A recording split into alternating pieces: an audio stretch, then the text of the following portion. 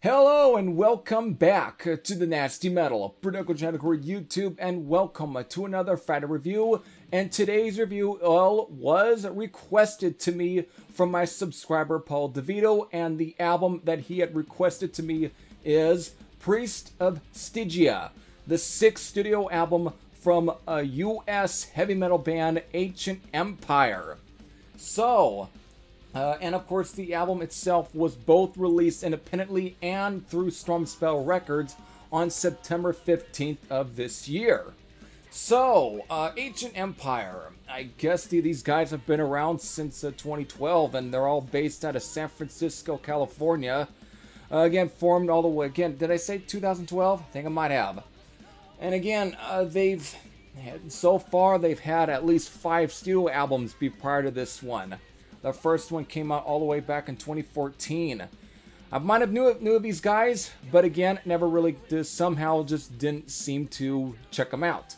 But thanks to, of course, to Paul DeVito, he has, well, brought them to my attention, and I gave it a listen. So, without further ado, since I don't want to spend any more time, let me get into my thoughts so I can at least tell you folks what I thought.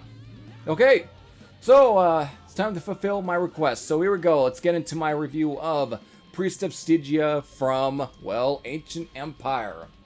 Let's get into it. Okay, so before I really get into any of my thoughts on this particular album, you know what I have to do. I have to do a track listing rundown so I can tell you folks what are the songs on this album, how many songs are on this album, and, well, what is the time length for this album. And since we have at least about 8 songs here, it all clocks in at 39 minutes and 53 seconds.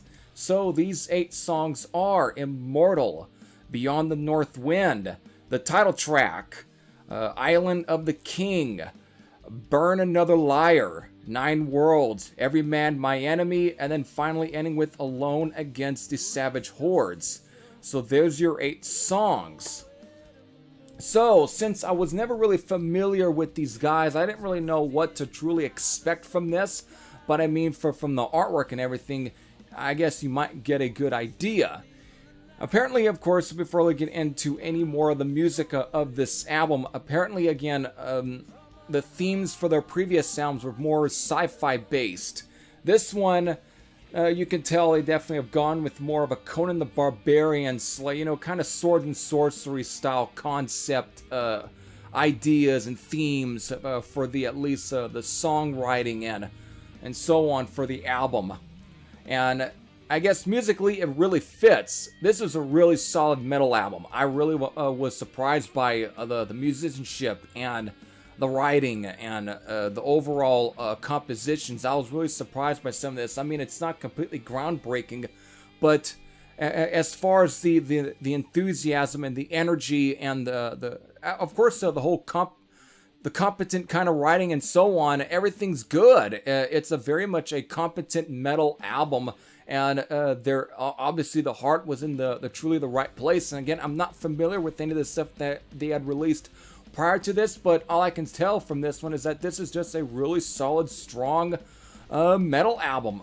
There's really nothing bad here. Definitely a lot of it really tends to lean on the more, I tend to really consider US power metal, and a lot of it leans on that, where everything is definitely mostly built around sort of really big, sort of powerful riffs, and definitely just strong emphasis on the speed and definitely the sort of melodies at times too, but it's definitely not without its really heavy sort of biting riffs that at times can be really thrashy at times, but isn't. But it definitely has a really, it's not nearly aggressive enough, but still has enough of an edge to it where it really kind of gives it a really good sort of heavy aggressive feel, but still being melodic and still have great sort of vocals, which at times reminds me a little bit of Paul Shortnell of, hope I pronounced his last name correctly, of Rough Cut.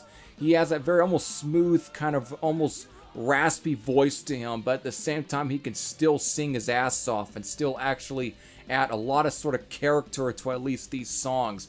But there's just a lot of great sort of tracks on here that are just 100% great fucking US metal. There's a lot of great sort of, again, great riffs, and they're definitely found in the opening track. The title track is actually one of my favorite songs off of here. I just, the overall, it just oozes with just class, and again, just great stuff. Again, working class stuff.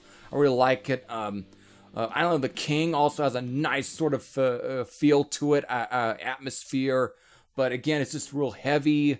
Burden of the Liar has a really cool kind of riff to there too. 9 Worlds, Every Man My Enemy, and of course, finally ending with probably the closest you might get that to a more, I wouldn't say ballady, but it really kind of begins like that.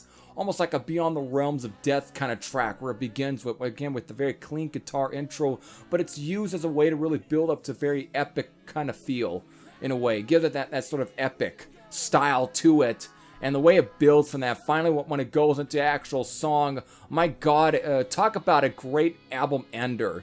It ends the album strongly, and it brings the album home. And I mean, it begins strong and it ends strong. I mean, I can say how great the entire album is, which I pretty much have said that the album is pretty much great.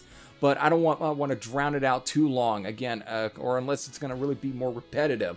All you have to know is that this is a solid album, and a lot of the songs on this one are great. There's really isn't a bad song on here. Everything is performed well. Everything has a nice sort of heaviness to it. The riffs, everything's great about this. There's nothing bad here. Again, the overall intensity, not every song is like speed for speed's sake. Everything has good tempo changes within there where it still has enough bitingness, and again, it keeps your attention. And again, I love this. Every time I've given this a listen, it gets better with each listen. It is a fantastic album, actually, even though the rating may not say so, but it's still a high enough rating I'm going to give it. So, and I guess from there on, I'll get into that. So, there we go. So, what is my rating for this album? Since you can see me on the screen now, since we're now pretty much gone out of the album cover. Well, as you can tell, I've got it written down. I've given it at least a 9.35 out of 10. I mean, it's not 100 out of 100 like I was kind of leading all of you to believe, but it is still a high enough rating, and it still is a very strong album. And again, this was the only album so far that I've heard from them.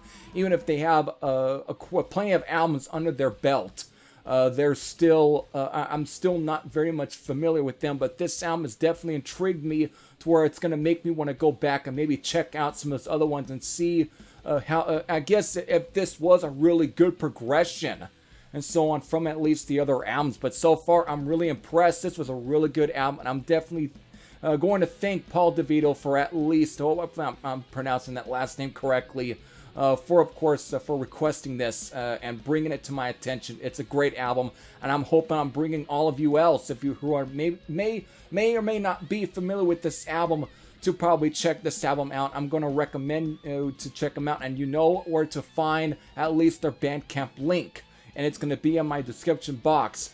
Check that link out. Check these guys out.